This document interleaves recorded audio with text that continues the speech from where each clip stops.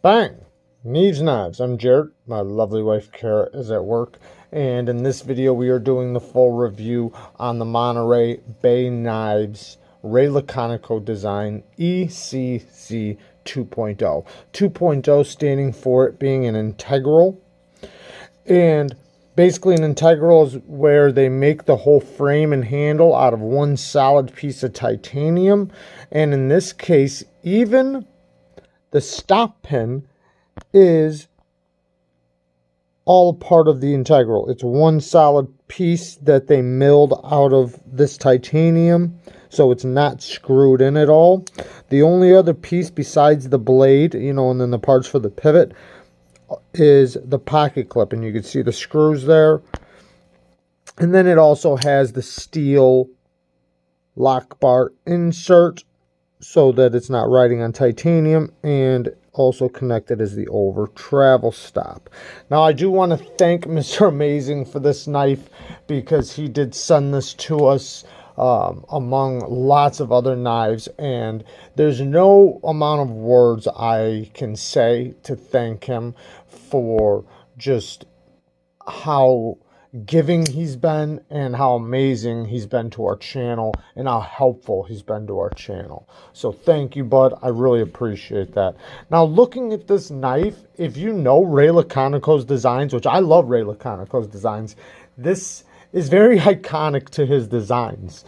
And here's the Kaiser Yorkie, just to kind of show you. It basically looks the exact same. And then here's another one that Mr. Amazing sent to us, which is the Artisan Centauri, which you can see is a lot bigger, but it's another Ray Laconico design. That was my point. But anyways, amazing knife here. This comes in two different sizes too. That's the large one. So this also comes in different sizes. The Monteray Bay Knives, I mean, there's he also has custom versions of it. And then there's also just the ECZ that's not an integral. But let's get into this knife. Now, I did use it. I did bring it to work before I ever sharpened it. But I want to get into sharpening first. So this M390 seemed to be holding up really, really good. So I wanted to see how a mirror polish would do on it, because some steels like M390, when they're done very well, they mirror polish very well and they keep a lot of bite. And, if they're not, then when you mirror polish it, the bite goes away from the edge. Like, it just doesn't keep that bite. And think about trying to cut a loaf of bread, with just a regular knife. It kind of just smashes it. Even if it's sharp, it just kind of smashes it. But now take a serrated blade, it'll blaze right through a loaf of bread. And that has to do with the teeth. So I don't like a mirror polished edge that doesn't keep some bite to it. Otherwise, it can't bite into materials when you cut with it. It might smash the materials first. Now, once it's in materials, it'll cut right through. So I wanted to see if that would hold up and if I could mirror polish it. So I started sharpening on my Neeves diamond stones. It's basically diamonds that are infused into a resin, and started with my low grit, started sharpening it, and pretty quickly after sharpening it, I did run into one small issue that is close to the choil. And it's basically from where they sharpened it on a belt at the factory. They came in at an angle or something like that, and it just didn't line up with the rest of the edge. So, not that big of a deal, but I did have to sharpen it out. So, continued sharpening the knife on the stones. And, with the Neeves stones, there's a stone that once you get to, it goes right to start to polish. So the low grits, basically you can reprofile and do all your sharpening on, and then once you get to a certain stone, it starts polishing. And got to my polishing stone, started working on that, started polishing up really good, and I could tell before I got to my absolute polishing stone that it was going to work out good. I could tell, moving up my stone progression, that this thing's gonna keep a lot of bite to that mirror polished edge. So got to my last stone, finished polishing it up, polished up really nicely. And then that little part on the bottom of the blade near the choil, it did wind up sharpening out. We're going to talk more about the choil here in a minute, but just that part of the edge, it did wind up coming out. It just took a little more time to come out for me to straighten out that area. Not that big of a deal. So after that, I started stropping, went to my Neeves compound that's on leather, stropped it up. It stropped up just fine. And you know, I really like the Neeves diamond compound on leather. It does take a little while to get because it has to come from Russia, but it's really good stuff. Anyway, so then I moved on to test the edge on some paper. I also tested it on other stuff, and maybe if this video doesn't take too long, we will show some hair whittling and maybe some paper towel cuts.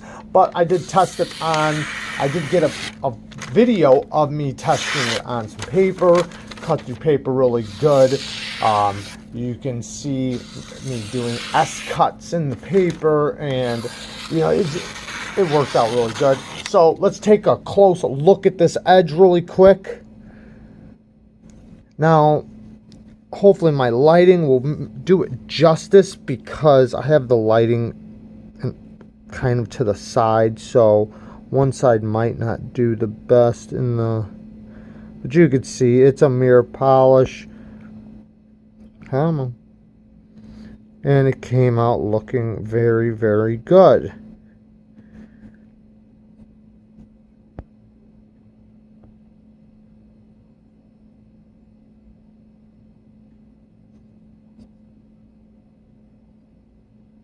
So, let's check out a little bit of cutting before we really talk about the good and the bad of this thing. So cutting with this thing, you know, before I go to that, you know, it's not a big knife, and to me this is kind of a gent knife because, you know, it's a compact little knife.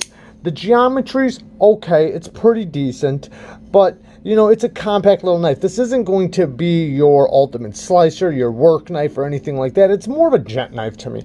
It's a knife you keep in your pocket, and when you need a knife, you pull it out, you make your cut, fold it back up, you put it back in your pocket. You know, it's not going to be the knife you grab to go cut your recycling up or anything like that. But it is a great EDC knife, nevertheless. And let's talk about how it cuts. So it does cut very good.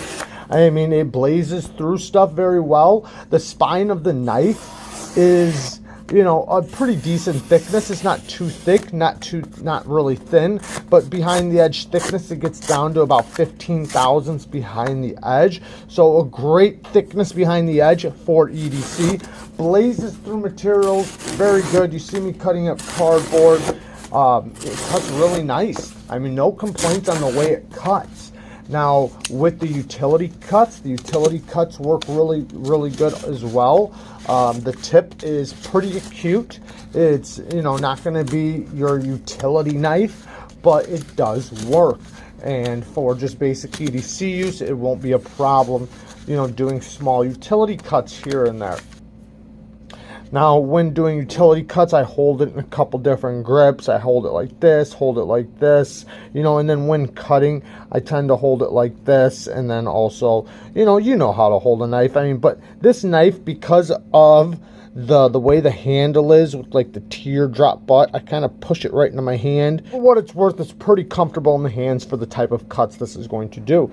The blade to handle geometry works out good in this case. You know, like I said, it's not going to be certain types of knives, but for what this knife is, for what the knife's for, it works out great.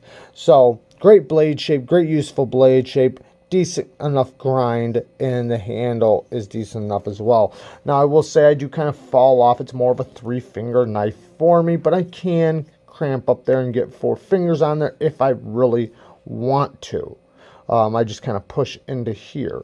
But great little knife. The clip, I don't feel it too much. I mean, I feel it. I feel the clip. You know, it's a small knife, and the depth and the thickness here is, you know, decent enough to get a good grip on, but it's not going to hide the clip from your hand. The thickness of the blade, you can see the Ray Laconico trademark right there on the spine.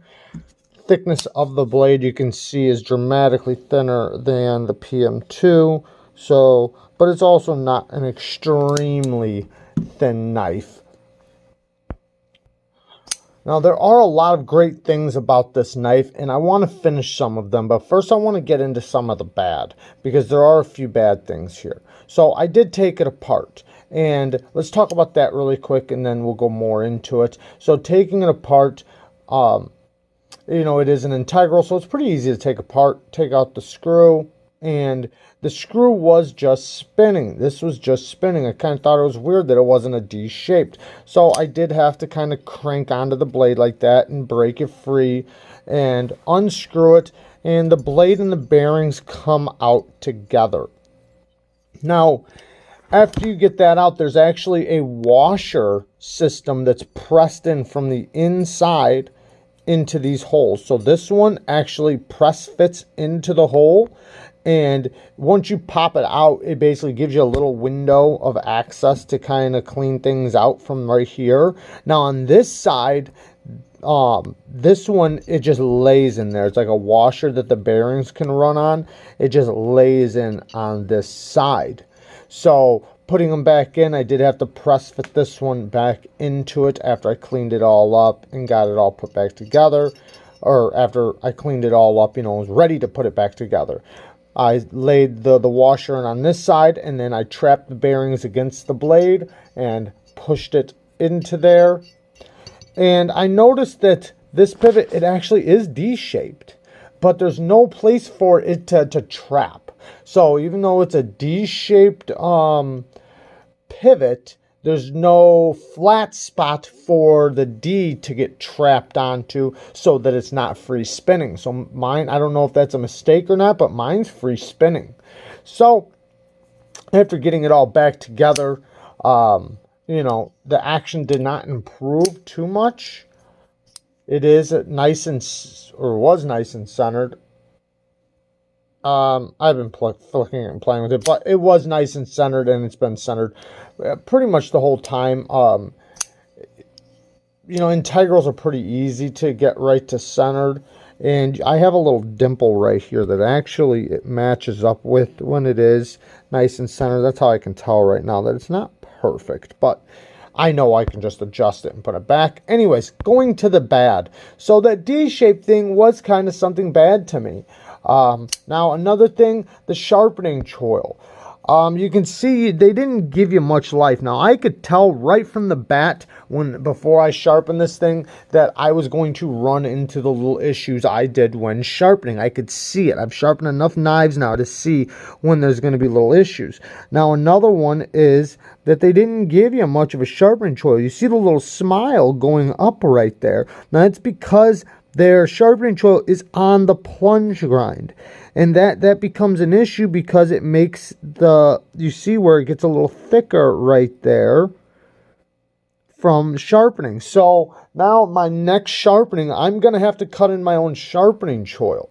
And if this is an EDC knife to last a lifetime or a long time, then I feel like they could have gave you a little bit better sharpening choil so that you could sharpen it up in the future. Now, another thing is that you can touch the blade right here. If you look, you can see you can touch the blade. I mean, pretty easily, too. Now, if they would have, you can see where my skin is right there. Now, if they would have cut the choil up a little bit higher past the plunge grind, then it wouldn't be that much of an issue because I can't really touch it till right there. So, you know, I don't see anybody sliding their hand in their pocket and cutting themselves. So I don't see it being dangerous or being that big of an issue, but I can very easily touch it. I mean, without an issue. I mean, I can touch around just rubbing it. So, but I don't really see anybody sliding off this flipper tab either because the flipper tab is pretty sharp, which goes to my next thing. This flipper tab is very sharp. I actually took a piece of wood and scratched it all over the wood to break it down, and it did knock it down a lot. Maybe mine was a little sharper than other people's, but now it's not as bad as it was, but I'm definitely not going to slip off of it. But if your hands are wet or something like that, possibly. I can't say. Now, another bad thing, which this one's very much a huge nitpick because the clip does work just fine in and out of pocket, but you see how sharp it is at the point of contact. Literally the point that's hitting the frame. It's very pointy right there. So it's pretty sharp, and this thing has a lot of tension. I mean, a lot of tension. You see, I don't have very much flex. So when it goes in the pocket, it's pretty sharp on the pants as you're sliding it in and out. It does go in and out of the pocket fine, so not that big of an issue. So I think it's a pretty easy fix, though. I can take it off and kind of just buff up or flatten that up just a little tiny bit to kind of make it a little more rounder and less pointy. Now, one other very small nitpick, and this is on all Ray Laconico's knives, except at least for all the ones I've seen. He does not put any cutouts for the lock bar access. He basically just puts a little chamfer right there, but I'll just say it's still very easy to unlock, so it's really not that big of an issue. So I'm not really complaining about that. I just like lock bar cuffs, but he did put a nice little chamfer there that you can easily get to. All in all, I do really like the knife. I think this is a very cool gent knife, lightweight EDC knife, well done in that it's an integral. It's basically like a work of art when it comes to how the build is and just how it's designed. Very strong too. I mean, this thing is rock solid. The action's pretty good. It's never going to be a drop shutty knife, but I don't expect it to be. And you can do the little slap shut, but it's a nice little gent knife. I mean, it's a knife, right? And it screams knife. And I like that. That's one thing I love about Ray Laconico's designs. They're kind of iconic. It screams knife. It's not threatening in any way. I mean, he does make big versions and bigger ones, but I just mean like the style of knife. It's very simple, very easy going on the eyes, so to say. But I do like it, and it works. That's the next thing. It works. Now, there are little nitpicks that I do have, just like with most knives. And I feel like for this price point, some of those things could have been hit a little bit better. This is not a cheap knife. And I feel like the biggest things, they could have did the choil. The D-shaped pivot would have been nice. It wasn't hard for me to take apart. Let me just say that. It was actually pretty easy. But I feel like at this price point, at least give me another T8 on this side. If it's not going to be a D-shaped pivot, at least give me another T8 so I can take 2 screwdrivers and take it apart. And the next thing, I wish the clip wasn't so sharp. That's, and if they would have done the sharpening choil, then I wouldn't be able to touch the edge back here. So, you know what? While I'm still sitting here talking, let's show some cutting on. Let's do some hair whittling and let's do some paper towel cuts. So thank you, Mr. Amazing, for all these amazing knives. And I cannot thank you enough, man. These knives are so amazing, and I feel privileged and lucky for you to have gotten a hold of us and just have been so awesome to us. There's like I said, there's no words that I can express that can show the gratitude or how thankful I am. I really feel blessed. I feel very privileged that you got a hold of me and got a hold of us, and that I gotta say that you chose us to be so kind to. But even with knives that I criticize and have to mod a little bit, I mean, that just gives me amazing content for the channel. So, I mean, it's amazing to me that you've been so awesome to us and have done so much for us on our channel. I feel so privileged that I feel like you picked us to be so amazing too. Man, this thing is sharp.